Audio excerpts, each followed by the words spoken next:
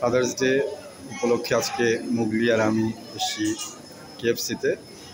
আমরা বসে আগে একটু পিৎজা হাটে গিয়ে জানিয়ে এসেছিলাম। মুগলি আজকে ফাদার্স ডে ট্রিট দিচ্ছে। এই হচ্ছে ফাদার্স ডে উপলক্ষে অবশ্য কেএফসিরও আজকে গিফট আইটেম আছে। ডাবল ডাউন নিয়ে হচ্ছে মুগলি, আর আমার জন্য পাওয়া গেছে হচ্ছে রাইস, সাথে চিকেন, সাথে একটা ড্রিঙ্কস। এ হচ্ছে ফাদার্স ডে উপলক্ষে মুগলির ট্রিট। মুগলি কিছু বলো।